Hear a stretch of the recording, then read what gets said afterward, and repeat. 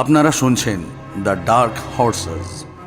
আমাদের আজকের গল্প লেখিকা সঞ্চিতা দাসের কলমে ব্যবধান। সঙ্গে থাকছি আমি অমিত। আমি দেবলীনা। Season 2 episode 10।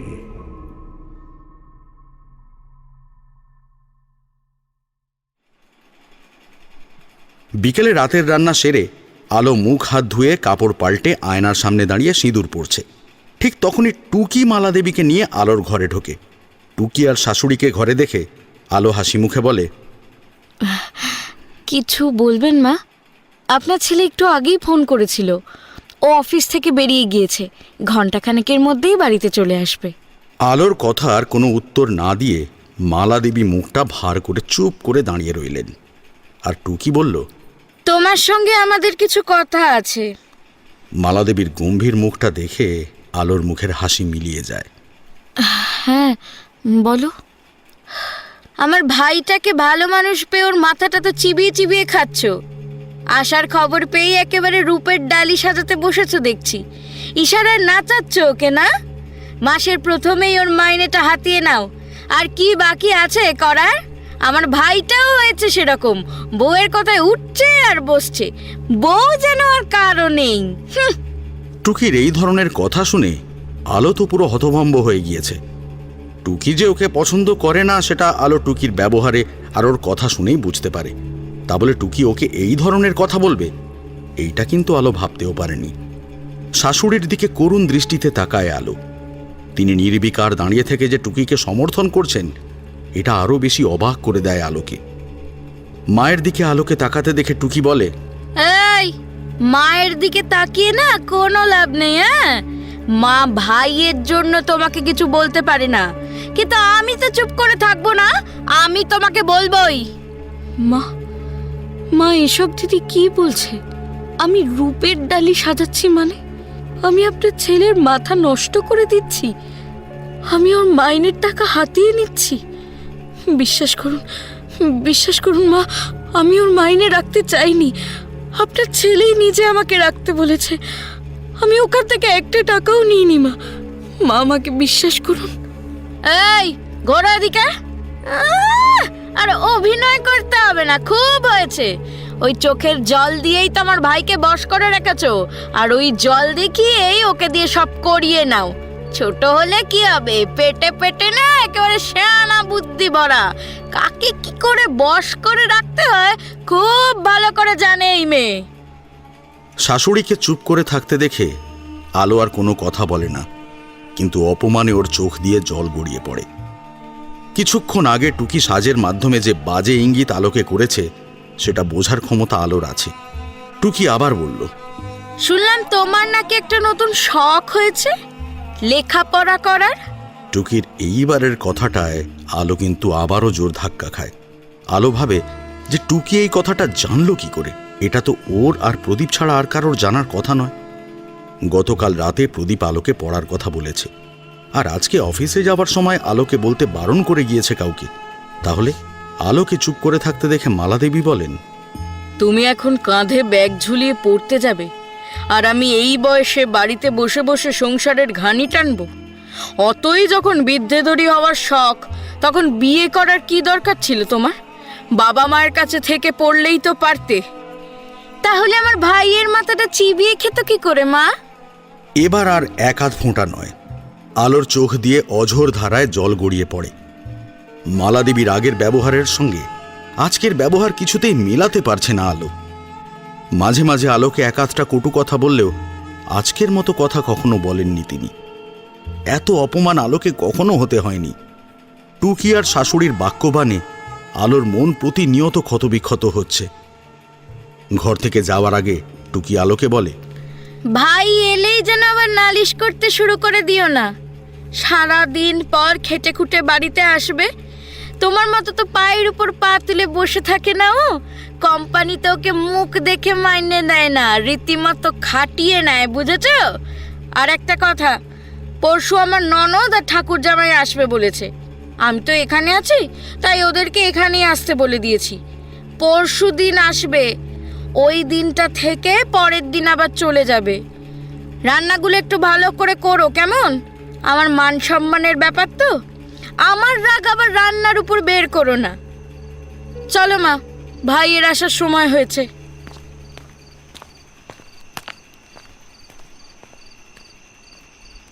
ওনারা যেতেই আলো ওখানেই বসে কান্নায় ভেঙে পড়ে। কিছুক্ষণ পর প্রদীপের কথা মনে হতেই তাড়াতাড়ি উঠে গিয়ে বাথরুমে গিয়ে চোখে মুখে জল দিয়ে নেয়। জানালা দিয়ে প্রদীপকে বাড়িতে ঢুকতে দেখে রান্নাঘরে আশ্রয় নেয় আলো। কাজ না থাকলেও কাজের অছিলায় ঘুরঘুর করে। কেঁদে আলুর চোখ মুখের যা অবস্থা, এখন কোনোভাবেই প্রদীপের সামনে যাওয়া যাবে না। প্রদীপ বাড়িতে এসে মায়ের সঙ্গে দেখা করে তাতাইয়ের সঙ্গে একটু মজা করে ঘরে যায়। প্রদীপকে ঘরে যেতে দেখেই টুকি রান্নাঘর থেকে জল নিয়ে যায় প্রদীপের জন্য। দিদির হাতে জলের গ্লাসটা দেখে প্রদীপ বলে, আলো কোথায় রে দিদি? কেন? রান্নাঘরে। ও আচ্ছা, ঠিক আছে, গ্লাসটা টেবিলে রেখে দে। প্রদীপ আর কিছু না বলে বাথরুমে চলে যায়। বিয়ের পর থেকে প্রদীপ বাইরে থেকে আসার পর আজকে প্রথম প্রদীপের জন্য জল নিয়ে এলো না আলো। আলো আনেনি এ কথাটা ঠিক নয়। আলোর হাত থেকে জলের গ্লাসটা নিয়ে এসেছে টুকি। প্রদীপ বাথরুম থেকে বেরিয়ে আসতেই টুকি প্রদীপের জন্য চা নিয়ে আসে। চাটা টুকি আনলেও করেছে আলোই। প্রদীপ টুকিকে বলে, চাটা রেখে তুই একবার আলোকে পাঠিয়ে দিস তো, দরকার আছে। ঠিক আছে, দিচ্ছি। মা তোকে একবার ও ঘরে ডেকেছে। আচ্ছা ঠিক আছে, তুই যা, আমি চা খেয়ে যাচ্ছি। আমারও কথা আছে মায়ের সঙ্গে। আর আলোকে পাঠিয়ে দে। আলোকে পাঠিয়ে দে, ঢং দেখে আর বাঁচি না। বউ যেন ওর একারই আছে। কথাগুলো মনে মনে বলে বেরিয়ে যায় টুকি। প্রদীপের চা শেষ হবার পরেও আলো ঘরে না আসায় প্রদীপ নিজেই রান্নাঘরে যায়। আলো তখন বেসিনে রাখা কাপগুলো ধুচ্ছিল। প্রদীপ রান্নাঘরে আসতেই আলো বুঝতে পারে, তবু চুপচাপ নিজের কাজ করে যায়। আলো বেসিনের কলটা বন্ধ করতেই প্রদীপ আলোকে পিছন থেকে জড়িয়ে ধরে ওর কাঁধে চিবুক রাখে। কি এত কাজ করছো? হ্যাঁ, যে ঘরে আসার সময় নেই? আমি বলেছি না, অফিস থেকে আসার পর তোমার সব সময় আমার। অনেক কাজ হয়েছে, আর করতে হবে না। কি হলো? আরে বাবা, কথা নেই কেন? প্রদীপকে পেয়ে আলোর ভিতরে গুমড়ে ওঠা কান্নাটা বেরিয়ে আসতে চাইছে। ইচ্ছে করছে ঘুরে প্রদীপকে জড়িয়ে ধরে টুকির বলা কথাগুলো সত্যি কিনা জানতে। ওর জিজ্ঞেস করতে ইচ্ছে করছে, তুমিও কি আমার বাহ্যিক সৌন্দর্যকেই ভালোবাসো? আমি কি আমার সৌন্দর্য দিয়ে তোমাকে কাছে টানি? আমি যদি কুৎসিত দেখতে হতাম, তাহলেও কি তুমি আমাকে এভাবেই ভালোবাসতে? নাকি আমার সুন্দর শরীরটাই তোমার কাছে সব?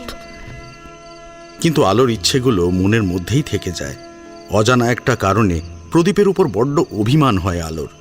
আলো জানে না ওর এই অভিমান সঠিক কিনা। ভাই, মা তোকে ডাকছে। বাইরে টুকির গলার শব্দে প্রদীপ আলোকে ছেড়ে সরে দাঁড়ায়। হ্যাঁ আসছি, চল। আলো বলছি, তুমি তাড়াতাড়ি কাজটা সেরে ও ঘরে এসো। হ্যাঁ, মাকে আর তোমাকে আমার কিছু বলার আছে, তাড়াতাড়ি করো।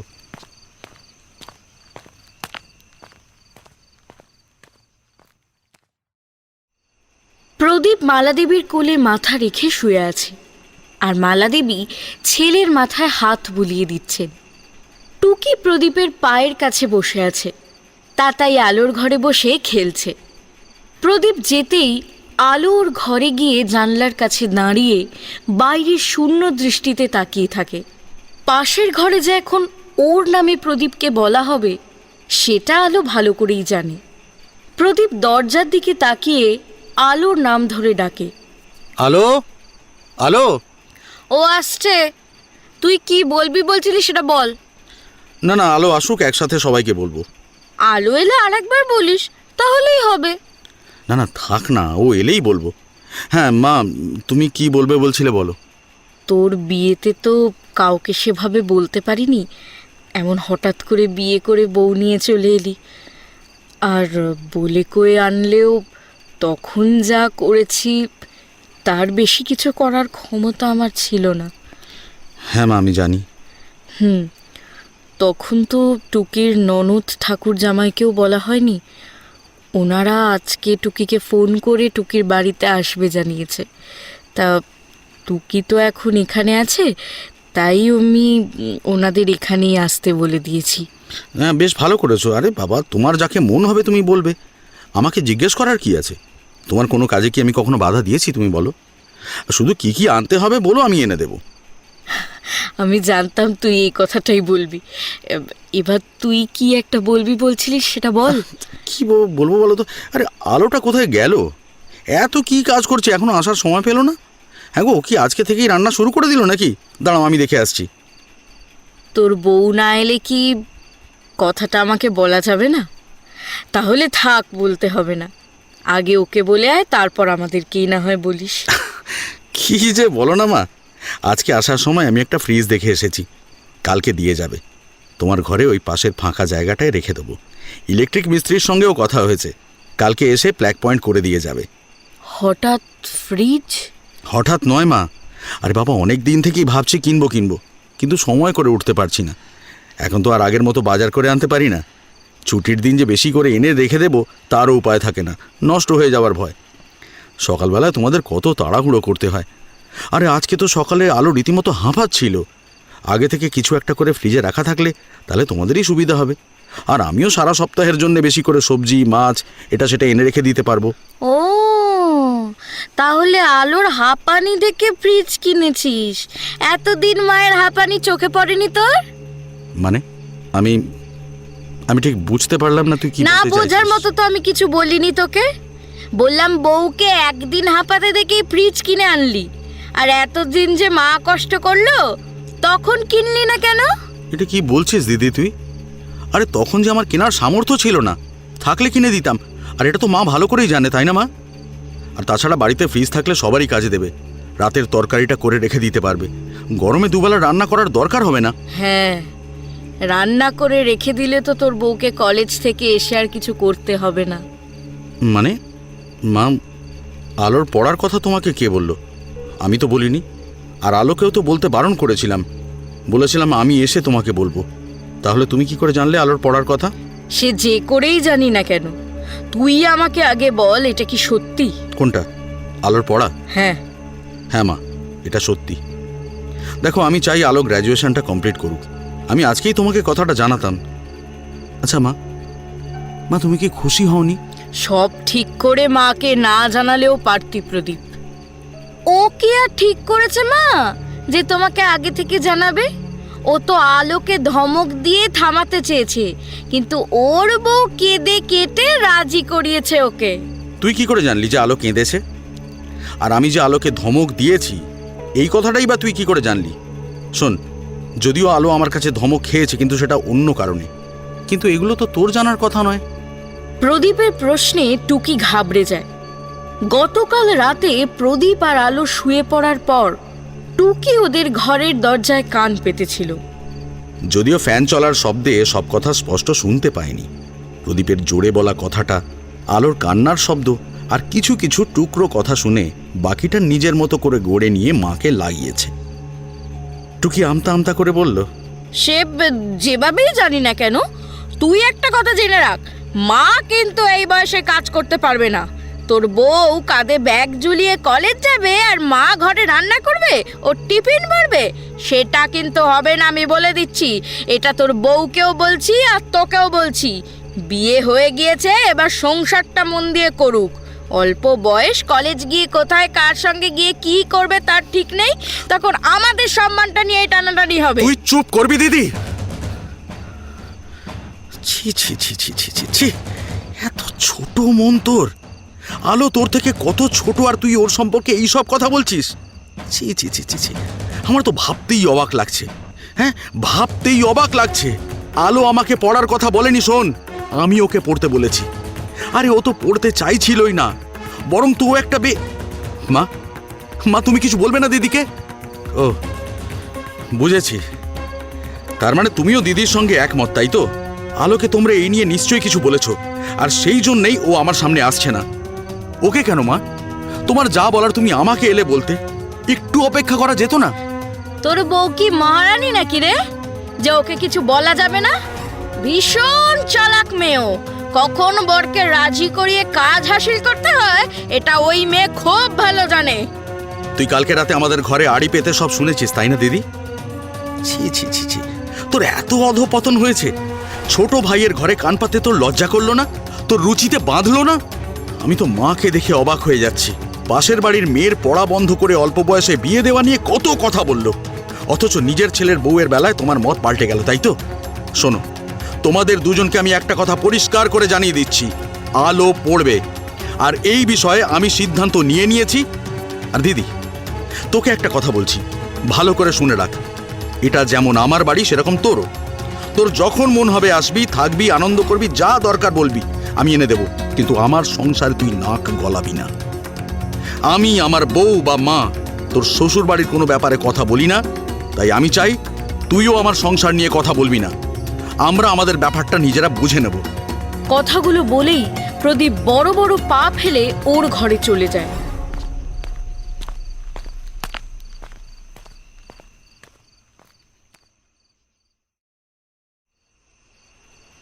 আলো ওর ঘর থেকেই প্রদীপের গলার আওয়াজ শুনতে পাচ্ছে। এই মুহূর্তে নিজেকে ভীষণ অপরাধী বলে মনে হচ্ছে আলোর। বিয়ের পর থেকে আজ পর্যন্ত প্রদীপকে ওর মায়ের সঙ্গে কখনো জোরে কথা বলতে দেখেনি আলো। মায়ের সঙ্গে কেন, প্রদীপ কারোর সঙ্গেই জোরে কথা বলে না। সেই প্রদীপ আজকে চিৎকার না করলেও ওর মা আর দিদির সঙ্গে জোরে কথা বলছে, তাও আলোর জন্য। প্রদীপ ঘরে ঢুকে খাটের উপর ধপ করে বসে পড়ে। আলোর দিকে একবার তাকিয়ে দেখে আলো পিছন ঘুরে জানলা দিয়ে বাইরে তাকিয়ে আছে। প্রদীপ নিজেকে শান্ত করে আলোর কাছে এগিয়ে যায়। আলো, আলো, আলো, এদিকে ঘোরো। মা ঠিকই বলতো জানো, আমি অপয়া। আমি যতদিন ওখানে মায়ের কাছে ছিলাম ততদিন ওরা কেউ শান্তি পায়নি জানো। দেখো, আমি চলে আসবার পর ওরা কত শান্তিতে আছে। আবার দেখো, এখানে তোমার কাছে এসে তোমার শান্তির জীবনটা কেমন অশান্তিতে ভরিয়ে দিচ্ছি। মা কেন যে আমাকে মারতে গিয়েও ঘুরে এসেছিল আমি সত্যিই জানি না। সেদিন মেরে ফেললেই সব দিক দিয়ে ভালো হতো, সবার শান্তি হতো। আবার আমি নিজেও যখন মরতে গেলাম তখনও দাদা ভাত সাতলো, কোথার থেকে এসে যে আমাকে কার্ডিসের উপর থেকে টেনে নামিয়ে দিল। যেন অনেক কষ্ট করে না আমি সাহস সঞ্চয় করেছিলাম সেদিন, কিন্তু কোনো কাজেই লাগলো না। আজকে প্রদীপ আলোর জীবনের আরো একটা সত্যের মুখোমুখি হলো। আলোর কথা শুনে প্রদীপ কি বলবে বুঝে উঠতে পারে না। ছোট থেকে একটা মেয়ে কতটা সহ্য করেছে ভাবতেই অবাক হয় প্রদীপ। আলোর মুখে কার্নিস থেকে ঝাঁপ দেওয়ার কথা শুনে প্রদীপের গায়ে কাঁটা দিয়ে ওঠে। দৃশ্যটা কল্পনা করতেই ভিতর থেকে একটা শূন্যতা অনুভব করে। আলোকে ধরে নিজের দিকে ঘুরিয়ে ওর দিকে করুণ চোখে তাকায় প্রদীপ। কেঁদে আলোর চোখগুলো লাল হয়ে ফুলে রয়েছে। উদাস চোখে প্রদীপের দিকে তাকায় আলো। বলতে পারো সেদিন কেন মরে গেলাম না আমি? তাহলে অন্তত তোমার জীবনের অশান্তির কারণ হতে হতো না আমাকে। তুমি তুমি চুপ করো আলো, তুমি চুপ করো, এরকম বলো না আলো। আমি তোমাকে কালকে বারণ করেছি না এই কথা বলতে। আলো, আলো, আমাকে একটু সময় দাও, সব ঠিক হয়ে যাবে, সব ঠিক হয়ে যাবে। দেখো, মা এখন দিদির কথায় এরকম করছে, মা এরকম নয়, তুমি বিশ্বাস করো। আচ্ছা আচ্ছা আচ্ছা, আমার কথা শোনো। তুমি তো নিজেও মাকে দেখেছো, বলো মা তোমাকে কত ভালোবাসে। জানি, কিন্তু মা আমার থেকেও তোমাকে অনেক গুণ বেশি ভালোবাসেন। আর সেটাই স্বাভাবিক, কারণ তুমি তার ছেলে। অথচ দেখো, আমার জন্য তুমি ওনাকে কত কষ্ট দিয়ে ফেলেছো। আমার মা আমাকে কত মেরেছে, মেরে পিঠে হাতে পায়ে দাগ করে দিয়েছে, মরে যেতেও বলেছে, আমার মুখে অ্যাসিড দিয়ে দেবে সেটাও বলেছে। তাও না আমি মাকে কখনো কিচ্ছু বলতে পারিনি যেন। আর তোমার মা তো তোমাকে কিছুই বলেনি, তাও তুমি জোরে কথা বললে মায়ের সঙ্গে। ওনার নিশ্চয়ই খুব খারাপ লেগেছে জানো। সবাই কি বলবে বলো তো? বউ আসতে না আসতেই মা ছেলের মধ্যে ঝামেলা লাগিয়ে দিল। শোনো শোনো, আমার পড়াশোনা করবার কোনো দরকার নেই। তুমি মাকে বলে দাও তিনি যেমনটা চাইছেন ঠিক সেরকমটাই হবে। আমি পড়বো না, আমি পড়বো না। না না আলো, না, এটা সম্ভব নয়। দেখো, যেটা ভুল সেটা ভুল। মা অন্যায় আবদার করছেন, তাই মায়ের কথা আমি মানতে পারবো না আলো। মায়ের কথা না মানার আরও একটা কারণ আছে। দেখো, মেয়েদের শিক্ষিত হওয়া, নিজেকে চেনা খুব দরকার। একটা পরিবারের ছেলে শিক্ষিত হলে সে ভালো উপার্জন করে সংসারটাকে ঠিকমতো চালাতে পারে, সঠিক সিদ্ধান্ত নিতে পারে। কিন্তু একটা কথা মনে রেখো, উপার্জনের জন্য দিনের বেশিরভাগ সময় কিন্তু তাকে বাইরে থাকতে হয়। কিন্তু একটা মেয়ে শিক্ষিত হলে সেই পরিবারের ভবিষ্যৎ প্রজন্ম শিক্ষিত হয়, ভালো শিক্ষা পায়। আর এই জ্ঞান আমাকে আমার মা দিয়েছে আলো, আমার মা দিয়েছে। আমি আমার মায়ের দেওয়া শিক্ষাকে ছোট করতে পারি না আলো।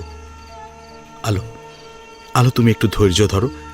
দেখো, আমি আছি তো তোমার সঙ্গে, বলো সব ঠিক হয়ে যাবে। তুমি দেখো, আজকে যদি আমি মায়ের এই ভুল সিদ্ধান্তকে মেনে নিই না, তাহলে কালকে আবার অন্য একজনের কথায় মা অন্য একটা ভুল সিদ্ধান্ত নেবে। তাই ভুলটাকে প্রথমেই সমূলে উপড়ে ফেলতে হবে, না হলে অন্যের কথায় আমরা নিজেদের মধ্যে অশান্তি করতে থাকবো। আর আমি কিন্তু এটা হতে দেব না আলো। প্রদীপের কথার উপরে আলো আর কিছুই বলেনি। রাত্রে খেতে বসেও প্রয়োজন ছাড়া কেউ কারোর সঙ্গে কোনো কথা বলেনি। আলো খেতে দেওয়ার সময় কথা বলতে গেলেও টুকি ও মালাদেবী কোনো কথা না বলে নিজেরাই খাবার তুলে নেয়। প্রদীপ সব দেখেও কিছু না বলে চুপচাপ খেয়ে উঠে যায়। প্রদীপের সামনে খাবার নিয়ে বসে থাকলেও প্রদীপ উঠতেই আলো না খেয়েই উঠে পড়ে। সব কাজ সেরে ঘরে গিয়ে প্রদীপের পাশে চুপচাপ শুয়ে থাকে। কারোর মুখে কোনো কথা নেই।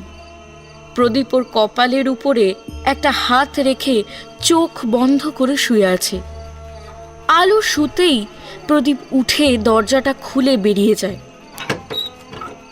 মায়ের সঙ্গে ওভাবে কথা বলে প্রদীপেরও যে মন ভালো নেই, এটা আলো বুঝতে পারছে। প্রদীপ যেতেই আলো উঠতে গিয়েও আবার শুয়ে পড়ে। ভাবে প্রদীপ হয়তো ওর মায়ের সঙ্গে কথা বলতে গিয়েছে, এখানে ওর না যাওয়াটাই ভালো। আলো চোখ বন্ধ করে শুয়ে টুকির বলা কথাগুলো চিন্তা করে নিজেকেই নিজে ধিক্কার জানায় রান্নাঘরে প্রদীপের সম্পর্কে করা ওর চিন্তার জন্য। প্রদীপের উপরে করা অভিমান এখন আর আলোর নেই। অনেকক্ষণ আগেই তা কর্পূরের মতো উবে গিয়েছে। প্রদীপের মতো মানুষের উপরে যে রাগ, অভিমান করে থাকা যায় না। এখন আলোর মনে যেটা আছে সেটা হলো অনুশোচনা। প্রদীপের সম্পর্কে আলো যা ভেবেছে তা সম্পূর্ণ ভিত্তিহীন। আলো নিজেও এটা খুব ভালো করেই জানে। তা সত্ত্বেও এরকম চিন্তার জন্য খারাপ লাগছে আলোর। প্রদীপ ওকে খুব ভালোবাসে, মুখে না বললেও এই কথাটা প্রদীপ ওর প্রতিটা কাজের মাধ্যমে আলোকে বুঝিয়ে দেয়। একটা মেয়ে তার স্বামীর মধ্যে বাবার প্রতিচ্ছবি খোঁজে, কিন্তু আলোর ক্ষেত্রে তা ভিন্ন। আলো কখনো চায় না প্রদীপ ওর বাবার মতো হোক। প্রদীপ কখনো আলোকে কোনো বিষয়ে জোর করে না, শুধু খাওয়া ছাড়া। আলোর ইচ্ছে অনিচ্ছের কথা বলার আগেই প্রদীপ বুঝে যায়। কথাগুলো ভাবতেই বুকের মধ্যে একটা চাপা কষ্ট অনুভব করে আলো। তখনই প্রদীপ আলোর হাতের উপরে একটা হাত রেখে মৃদু স্বরে আলোকে ডাকে, আলো। আলো চোখ খুলে উঠে বসে, কিন্তু প্রদীপের দিকে তাকাতে পারে না। প্রদীপ আলোর সামনে একটা গ্লাস এগিয়ে দিয়ে বলে, এটা খেয়ে নাও। আমি জানি তুমি কিছু খাওনি রাতে। দেখো আলো, একটা কথা শুনে রাখো, না খাওয়া কিন্তু কোনো কিছুর সমাধান নয়। সব ঠিক হয়ে যাবে। দেখো, আমি মাকে নিজে বুঝিয়ে বলবো, তুমি দেখবে মা নিজেই তোমাকে পড়ার কথা বলবে। আলো মাথা তুলে গ্লাসের দিকে তাকিয়ে দেখে একটু কম। এক গ্লাস দুধ ওর দিকে বাড়িয়ে ধরে আছে প্রদীপ। নাও। হে ভগবান, এই মানুষটার সম্পর্কে আমি এত খারাপ চিন্তা কি করে করলাম? এটা তো ভুল নয়, এটা পাপ। আরে কি হলো আলো? আলো, বোকার মতো কাঁদছো কেন? আরে এগুলো খুব সাধারণ ব্যাপার, এইটুকুতেই এত ভয় পেলে হবে? আমি বললাম তো দেখো যে সব ঠিক হয়ে যাবে। তুমি চিন্তা করছো কেন? শুধু একটু সময়ের দরকার। আমার উপর বিশ্বাস রাখো, মাও আবার আগের মতো হয়ে যাবে। Trust me. আমি অনেক বড় ভুল করে ফেলেছি, অনেক বড় ভুল। দিদির কথা শুনে আমার মনে তোমার জন্য খুব খারাপ চিন্তা এসেছিল। আমার ভুল হয়ে গিয়েছে। এরকম ভুল আর কখনো হবে না, আমি সত্যি বলছি। আচ্ছা আচ্ছা বাবু, তা কি চিন্তা করেছো শুনি একটু। আমি বলতে পারবো না। আরে আলো, আলো শোনো, দেখো আলো, এটা আমার ব্যর্থতা জানো তো। তোমার মনে আমাকে নিয়ে সন্দেহ যে তৈরি হয়েছে, তার কারণ কিন্তু আমি হয়তো তোমাকে সেভাবে ভালোবাসতে পারিনি, আর সেই জন্যই তুমি আমাকে আর তোমার অতীতকে এক করে ফেলেছো, তাই না? কিন্তু বিশ্বাস করো আলো, আমি কখনো তোমাকে সেইভাবে দেখিনি, সেইভাবে স্পর্শ করিনি। আমি তো তোমাকে শুধুই... আমি জানি, আমি দিদির কথাগুলো শুনে মাথা ঠিক রাখতে পারিনি। তুমি রাগ করো না প্লিজ। আচ্ছা আচ্ছা আচ্ছা, থামো থামো, আগে দুধটা খেয়ে নাও, ঠান্ডা হয়ে গেলে খেতে পারবে না। খাও খাও। না, তুমি আগে বলো তুমি আমার উপর রাগ করোনি, তারপর আমি খাবো। দেখো আলো, রাগ আমার হয়নি, কিন্তু কষ্ট হয়েছে। বুঝতে পারছি না যে ভুলটা কোথায় করলাম, যার জন্য তুমি তোমার অতীতের সঙ্গে আমাকে এক করে ফেললে। আমি তো বললাম আমার ভুল হয়ে গিয়েছে, এরকম ভুল আর কখনো হবে না। তুমি দেখে নিও, এরকম আর কখনো হবে না। আচ্ছা, ঠিক আছে ঠিক আছে, দেখবো দেখবো দেখবো, তবে তুমি নয় আমি। ভবিষ্যতে যেন তোমার মনে আর এরকম চিন্তা না আসে। নাও এবার দুধটা খেয়ে নাও তো, একদম লক্ষ্মী মেয়ের মতো খেয়ে নাও। প্রদীপ নিজের হাতে আলোকে সব দুধটা খাইয়ে দেয়, আর আলো শুধু প্রদীপের দিকেই তাকিয়ে থাকে। গ্লাসটা রেখে প্রদীপ শুতেই আলো করুণ চোখে প্রদীপের দিকে তাকিয়ে ভাবে, আলোর কথা শুনে প্রদীপ হয়তো পিছন ঘুরে শুয়ে পড়বে, কিন্তু আলোর চিন্তাকে ধূলিসাৎ করে দিয়ে প্রদীপ বলে, উল্টোপাল্টা চিন্তা করা বন্ধ করে চলে এসো আলো। আমি মোটেও পিছন ফিরে শুয়ে ঘুমোবো না, বরং অন্য দিনের তুলনায় আজকে আরও শক্ত করে ধরে থাকবো। তাড়াতাড়ি এসো। প্রদীপের মুখে এই কথা শোনার পরে আলো আর এক মুহূর্ত দেরি না করে প্রদীপের বুকে আশ্রয় নেয়।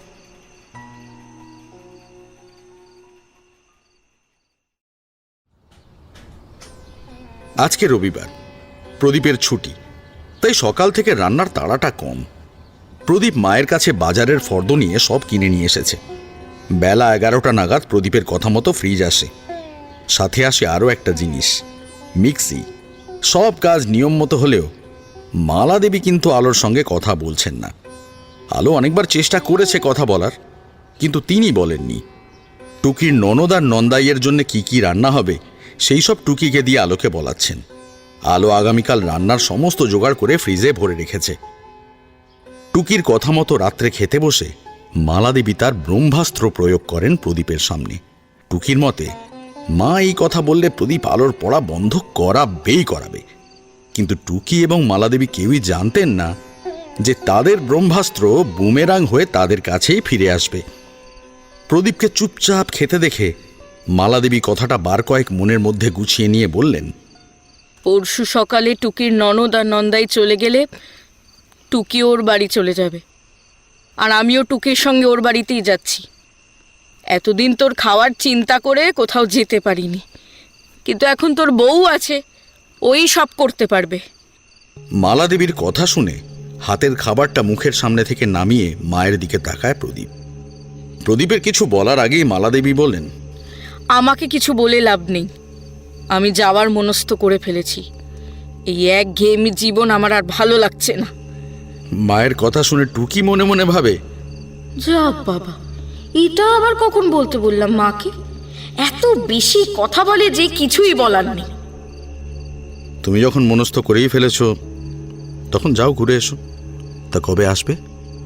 যেদিন মন হবে। বেশ, যেদিন তোমার আসতে মন হবে বলো, আমি গিয়ে নিয়ে আসবো। টুকি মা আর ভাইয়ের কথা শুনে ভালোই বুঝতে পারছে মালা দেবী ওর সঙ্গেই যাচ্ছে, কিন্তু এই মুহূর্তে কিছুই বলা যাবে না। আলো শাশুড়ির যাওয়ার কথা শুনে ওনাকে যেতে বারণ করে, কিন্তু মালাদেবী আলোর কথা কানেই করেন না। দ্বিতীয়বার বলতে গেলে প্রদীপের তাকানিতে আলো চুপ করে যায়। রাতে ঘরে এসে আলো প্রদীপকে বলে, তুমি কেন রাজি হলে মাকে যেতে দিতে? তুমি একবার থাকতে বললেই মা নিজের মত পাল্টাতেন। জানি, কিন্তু বারবার আমাকে ওই একই কথা বলে ব্ল্যাকমেল করত। মাকে তো আমি ভালো করে জানি, এই বুদ্ধি মায়ের নয়, বুঝলে? মাকে যেতে দাও আলো। মা 10 দিনও থাকতে পারবে না ওখানে। তুমি দেখো, ওখান থেকে ফিরে এসে অন্তত কোনোদিনও দিদির বাড়িতে আর যাওয়ার নাম করবে না মা। আর মাকে যে এসব কুবুদ্ধি জোগাচ্ছে, সেও আর কখনো এই বুদ্ধি দেবে না। মা তো কখনো দিদির বাড়িতে এভাবে থাকেনি। থাকতে দাও না কদিন। নিজের মেয়ে ওর শাশুড়ির সঙ্গে কীরকম ব্যবহার করে সেটা একবার নিজের চোখে দেখে আসুক, তবেই আসল মানুষের কদরটা বুঝবে। আমি জামাইবাবুর মতো ভুল করব না। যে ভুল করেছে তাকে নিজের ভুলটা শুধরে নিতে হবে। যদি তুমি কখনো ভুল করো তাহলে তোমাকেও নিজের ভুলটা নিজেই শুধরে নিতে হবে, আর আমি করলে আমাকেও শুধরে নিতে হবে।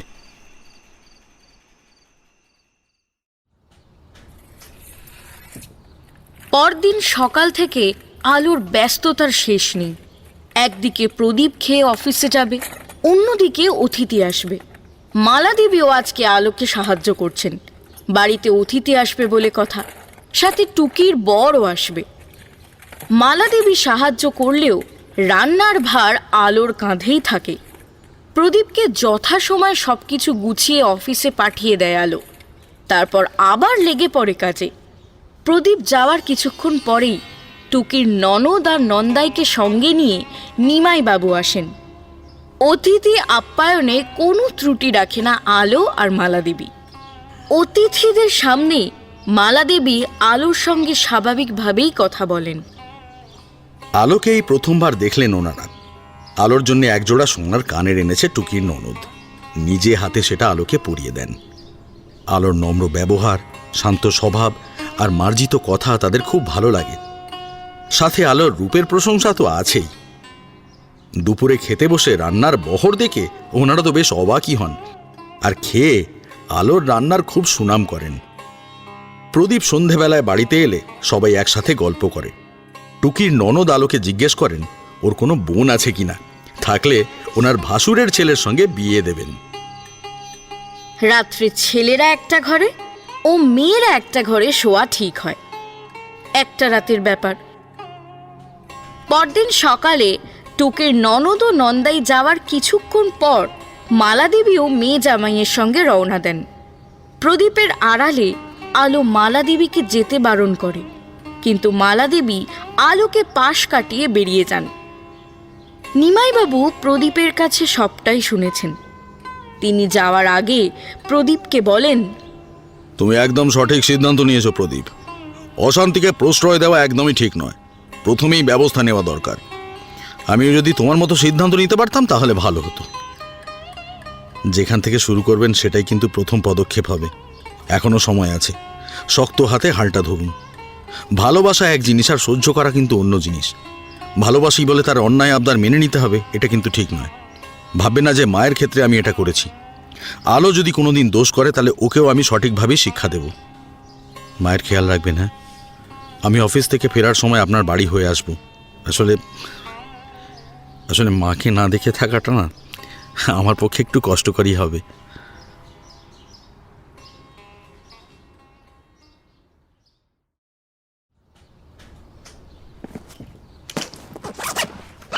প্রদীপের ব্যাগে টিফিন ভরে মুখ ভার করে দাঁড়িয়ে থাকে আলো।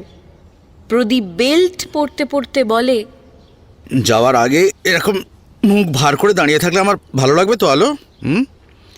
দেখো, মা রাগ করে দিদির বাড়িতে চলে গেল আর তুমি মুখ ভার করে আছো। তাহলে আমার কি করা উচিত বলো তো? আমি সারাদিন বাড়িতে একা একা কি করব? মা থাকলে মায়ের সঙ্গে একটু কথা বলতাম। দুজনে মিলে কি করে যে সময় কেটে যায় বুঝতেই পারি না। এত গল্পের বই এনে দিয়েছি, সেগুলো পড়ো। ভালো না লাগলে টিভি দেখো। কয়েকদিনের তো ব্যাপার, মা খুব তাড়াতাড়ি চলে আসবে। তোমার কি, মুখে বলে দিলেই তো হলো।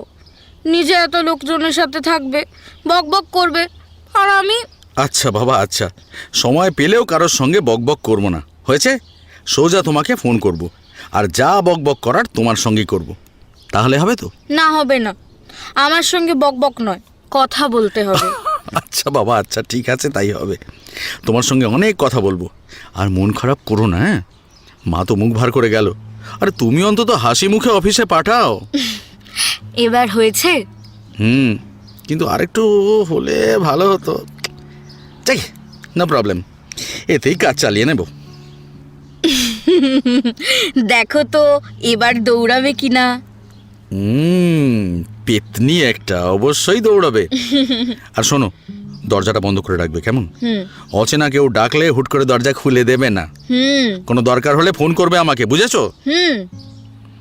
প্রদীপ যেতেই আলু সব কিছু গুছিয়ে একটা গল্পের বই নিয়ে বিছানায় বালিশের উপর ভর দিয়ে উপর হয়ে শুয়ে পড়তে শুরু করে।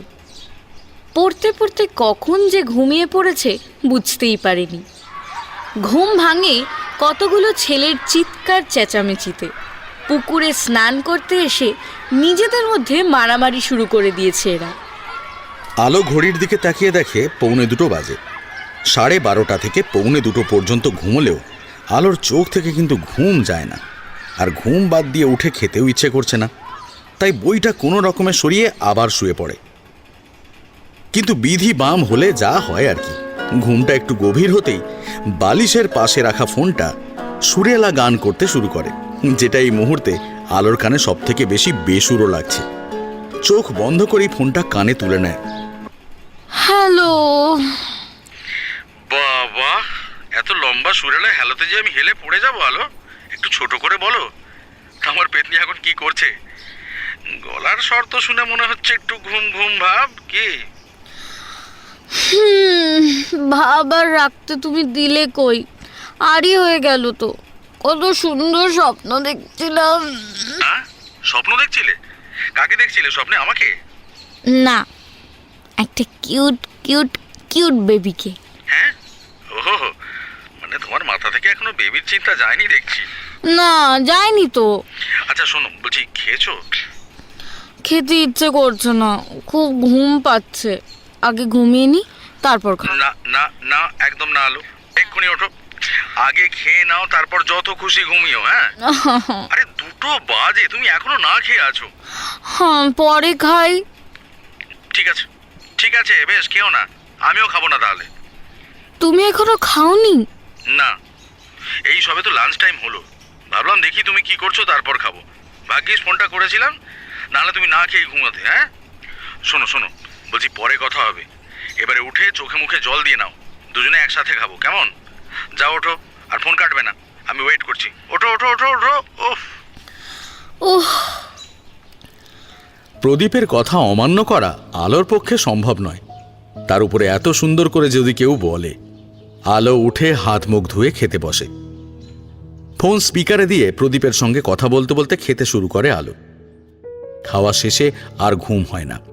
মালাদেবীর ঘরে গিয়ে ঘরটা সুন্দর করে গুছিয়ে রাখে।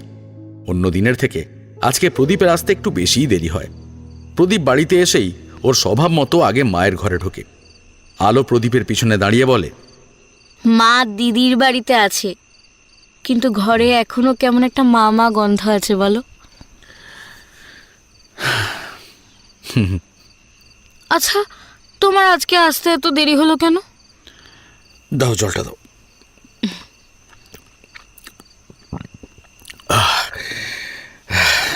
আজকে দিদির বাড়িতে গিয়েছিলাম মায়ের সঙ্গে দেখা করতে।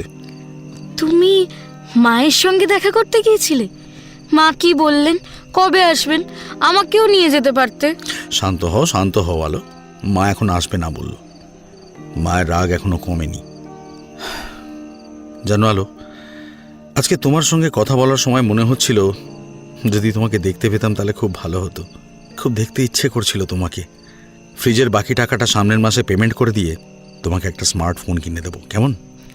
ফোনের কথা পরে চিন্তা করো, আগে মাকে নিয়ে এসো।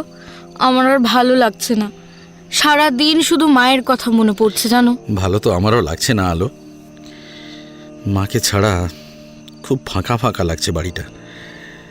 তোমরা মানে মেয়েরা, তোমরা তো নিজেদের ফিলিংসগুলো সহজেই বলতে পারো, কিন্তু আমরা পারি না। সেই জন্যই কঠোর ভাবো আমাদেরকে, তাই না? বাবা আমাদেরকে ছেড়ে চলে যাওয়ার পর আমি আর মা একদিনের জন্যেও একে অপরকে ছেড়ে কোথাও থাকিনি। এমনকি মা দিদির বাড়িতে গেলেও সকালে গিয়ে বিকালে চলে এসেছে। তোমারও তো কষ্ট হচ্ছে মাকে ছাড়া, তাহলে তুমি কালকে গিয়েই মাকে নিয়ে এসো আর বলো আমি পড়বো না। না আলো, এটা সম্ভব নয়। সারা জীবন অশান্তি পোহানোর থেকে সাময়িক কষ্ট পাওয়া ভালো। আমি যা করেছি এছাড়া আমার কাছে আর অন্য কোনো উপায় ছিল না আলো। মাকে এখন বোঝাতে গেলে মা বেশি জিদ করে বসবে, আর তার নমুনা আমি একটু আগে দেখে এলাম। তাই মাকে নিজেকে বোঝার সময় দিতে হবে। একটু অপেক্ষা করো না, একটু অপেক্ষা করো, মা শীঘ্রই সব বুঝতে পারবেন। রাতে মালা দেবীর সঙ্গে প্রদীপ কথা বলে, কিন্তু আলো ফোন নিয়ে কথা বললে উনি একটা কথারও উত্তর দেন না, ফোনটা কেটে দেন। আলোকে মন খারাপ করতে দেখে প্রদীপ লেগে পড়ে আলোর মন ভালো করার কাজে। নানা রকমের হাসির কথা বলে, গল্প করে আলোকে স্বাভাবিক করে তোলে।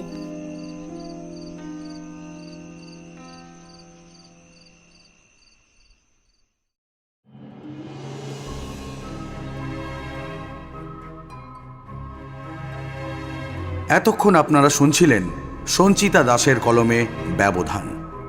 যদি গল্পটি আপনাদের ভালো লাগে তাহলে চ্যানেলটিকে সাবস্ক্রাইব করবেন, পাশে থাকা বেল আইকনটি প্রেস করে দেবেন এবং শুনতে থাকবেন দ্য ডার্ক হর্সেস।